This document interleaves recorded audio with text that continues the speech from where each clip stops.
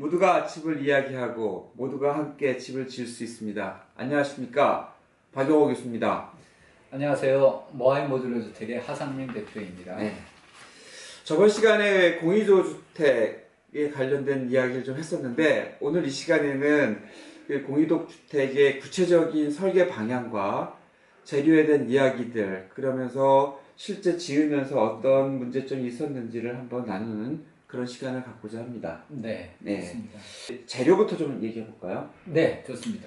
일단 모듈러 주택의 기본적인 전제가 공장에서 만든 후에 그 다음에 현장으로 옮겨가야 되잖아요. 예, 그러니까 예. 옮겨간다는 것 때문에 중량물 외장재를 쓰기가 사실은 중량재. 네, 예. 조금 어렵습니다. 그래서 콘크리트 재질을 그렇죠. 쓸 수가 없겠네요. 네, 예. 그래서 이제 가능하면 경량재를 선택하려고 하고 그 다음에 공장에서의 완성도를 많이 올리면 올릴수록 경량재를 쓰게 되고 그렇지 않고 현장에서 작업량을 좀 늘리면 외장을 뭐 여러 가지 다른 것을 할 수가 있어요. 그러니까 그것은 여건에 따라서 그 다음에 건축주의 요구사항에 따라서 선택하면 되고, 공이동 주택 같은 경우는 이제 많이 쓰는 삽목류의 목재하고 적산목 말씀하시는 네네. 거죠. 예. 그리고 스토커로 이제 외장을 한 번 더 단열을 한 번 더 보강하는. 네, 여기는 스토커는 그냥 일반 외장 그냥 페인트라고 보시면 되나요? 아니죠. 그러니까 내부의 목조 틀 속에 단열재가 채워져 있고 그 밖에 한 번 더 단열을 하는 격이죠. 그러니까 단열재 위에다가 라스를 깔고 그 위에다가 이제 페인트를 채우고 결국 이제 외장형 단열재. 그렇죠. 외단 단열 시스템이 되는 거죠. 이제 크게 보면 지붕은 칼라강판 혹은 보통 징크라고 얘기하는 그런 칼라강판이 사용되었고 벽체는 그 스토커 백색이 사용되었고 그 다음에 1층 부분은 그 적산목 사이딩이 사용됐습니다. 지금 공장에서 생산된 거를 네. 지금 와서 설치하는 그렇습니다. 그런 사례로 볼 수가 있는데 현재 아래층 부분은 이제 철골조로 그렇죠. 뼈대를 먼저 만들어 놓고 잡고 그다음에 지금 말씀하신 요 재료가 이제 스토커라고 해서 단열재 위에다가 스토커 페인트를 칠한 그 사례를, 여기가 이제 공장에서 생산된 거고 이건 현장에서 생산된. 아니죠. 이것도 생산을 공장에서 다 붙여갖고 간 겁니다. 이것도 둘 다. 그럼 다 붙여갖고. 그럼 두 대로 운반을 했겠네요? 두 대가 아니라 거기 동수를 따지면 창고동 하나, A동이라고 하는 동수가 하나 있었어요. B동 하나, 지붕층 하나, 그 다음에 기타 등등. 그러니까 총 4대 플러스 4대 하나 이렇게 되는 거죠. 그런 식으로 해서 완전히 그냥 다 제작해서 세팅하는 시스템이 그렇죠. 고객분들은 이제 방수 문제들을 많이 얘기할 겁니다.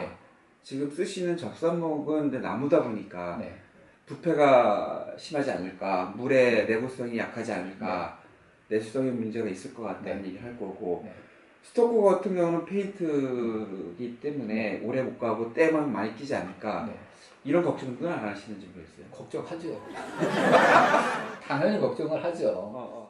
우리가 사용할 수 있는 자재를 놓고 보면 스토커 이거 일반 건물에도 사용하잖아요. 그 건물들은 걱정 안 하나요? 하잖아요. 그렇죠?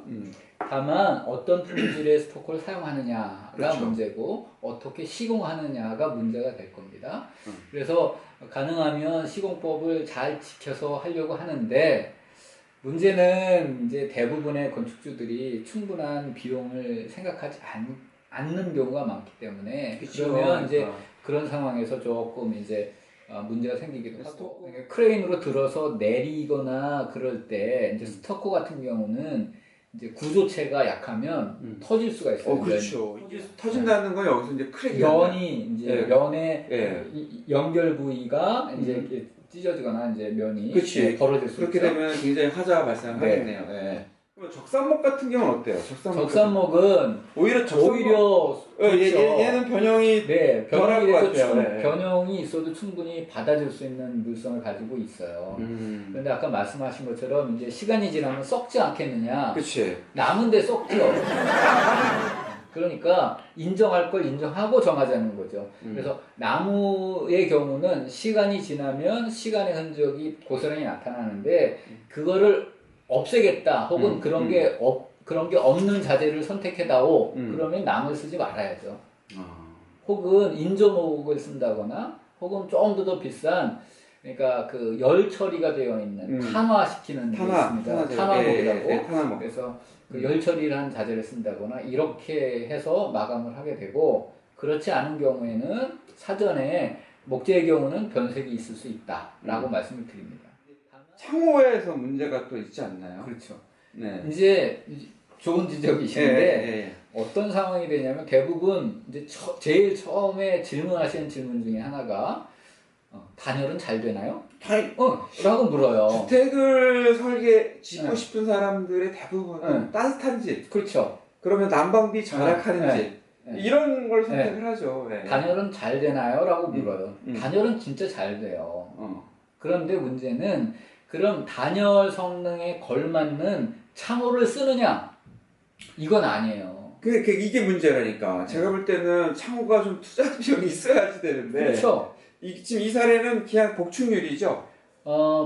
그 복층률이고 이중 창호예요. 이중 창호.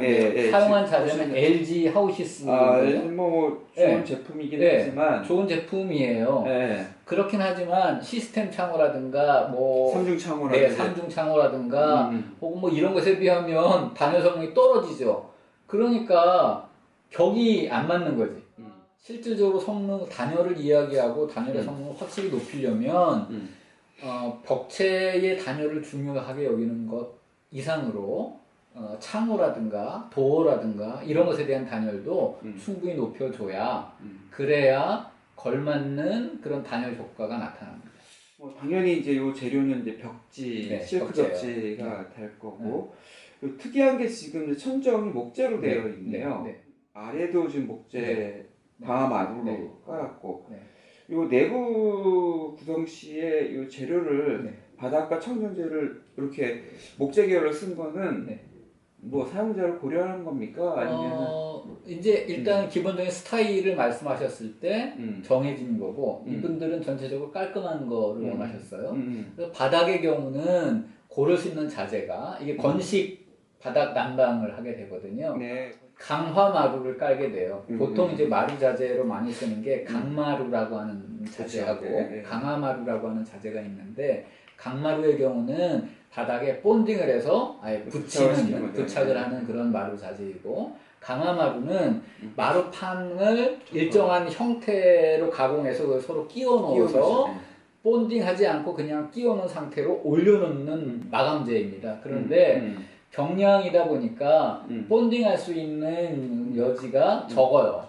할 수는 있으나 그래서 강화마루를 써서 일단 온도나 혹은 기타 이런 것에 그냥 적응할 수 있게 그냥 강화마루를 쓰고 있고 천장의 경우는 이제 여기 박공지붕이고 다락방으로 사용되는데 지붕층을 딱 들어다 딱 내려놓고 나면 기존 벽체하고 그 다음에 지붕면하고 연결 부위 처리를 해야 되잖아요. 요 부분만. 그렇죠. 연결 부위 처리를 해야 되는데 저 마감재는 특히 지붕의 천장 마감재는 내부를 깔끔하게 정리하기 위해서 현장에서 처리를 합니다. 요거 현장에서 전면 창호, 후면 창호들이 있어요.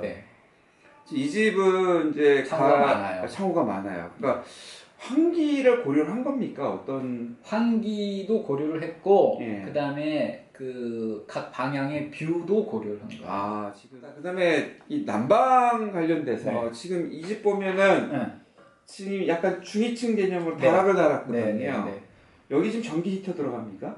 아니죠. 2층은 전기 필름 난방이고 여기 전기 필름이고 이 바닥은 온수 난방이에요. 온수 난방에 보일러가 있어야 될 거 아니에요? 있죠.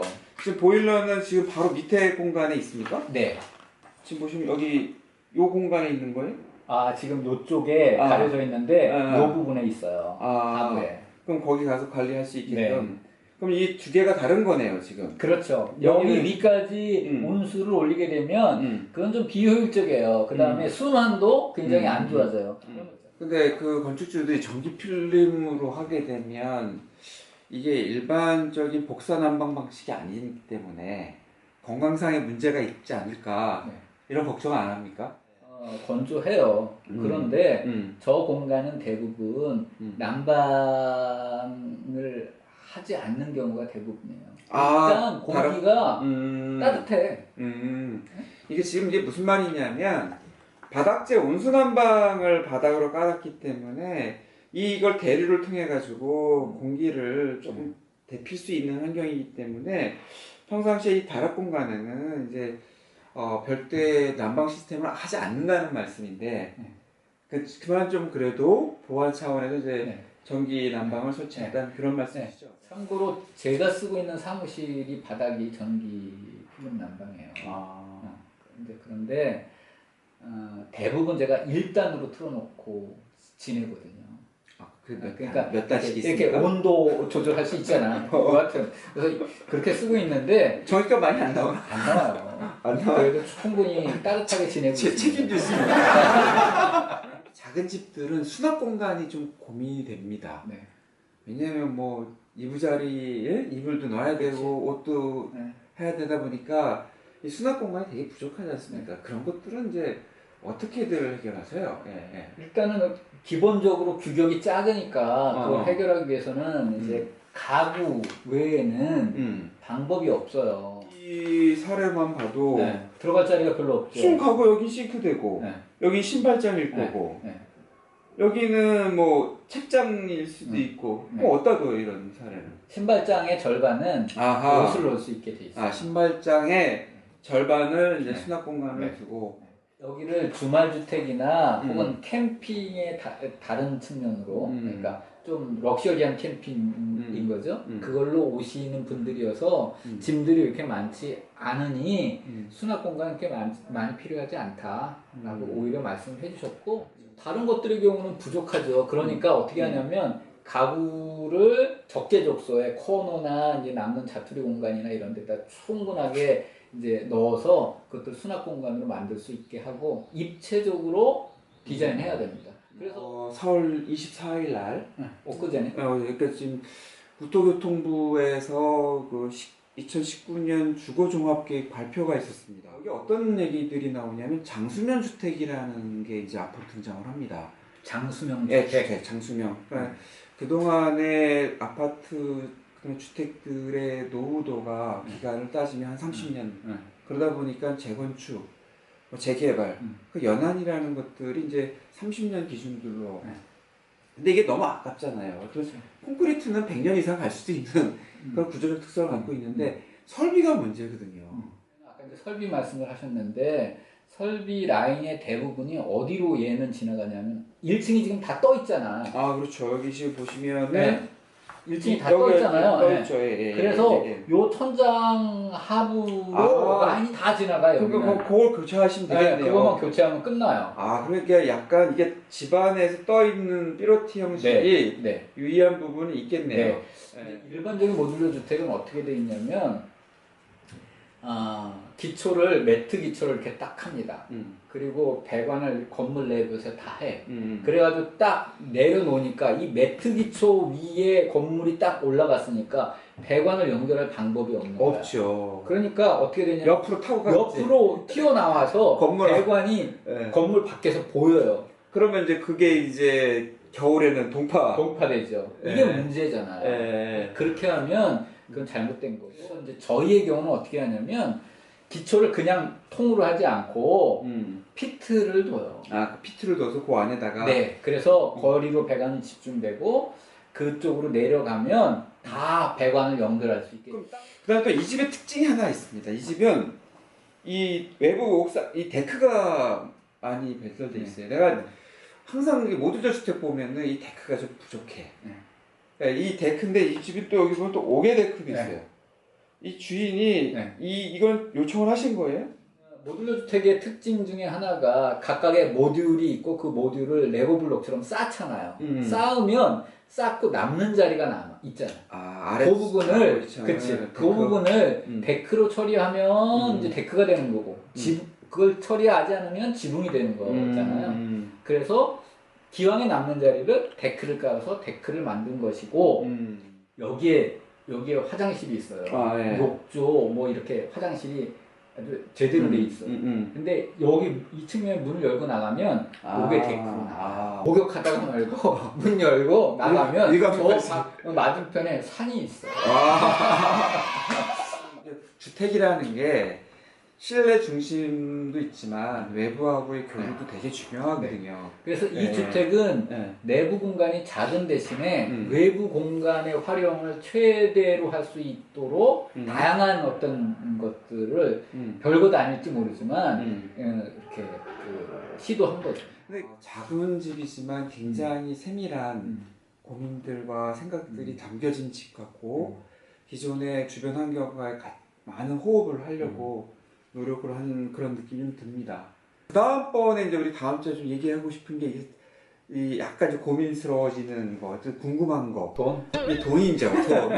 지금 이런 집을 이제 짓는 과정들에 대한 이야기가 막 궁금해집니다. 외장재는 얼마 들었고, 창호는 얼마 들었고, 내부는 얼마 들어서 얼마 들었다. 그런 거를 공개하는. 좋습니다. 뭐 공개한다고 해서 뭐 내가 손해 볼 건 없고 단 현재 그때 당시보다는 이제 그렇죠. 시간적인 시간이 이게 지금 이게 언제 왔는데 2015년 6월달에 공사 시작한 거니까 그랬으니까 이제 자재비는 좀 올랐겠지만 충분히 참고하실 수 있는 그런 정도 될 것 같습니다. 이게 하여튼 오늘 이게 이야기 나누면서 제가 이 모듈러 주택이라는 어떤 단순한 주택이 공장에서 생산되다 보니까 인간하고는 잘 안 맞고 자연하고는 안 맞는다. 이런 선입견을 깨질 수 있었던 그런 시간이었던 것 같습니다. 제 평가 어떻게 생각하십니까? 좋아요. 여러분 오늘 이야기 들어주셔서 감사하고요. 다음 편 기대해 주시기 바랍니다. 감사합니다. 네, 감사합니다.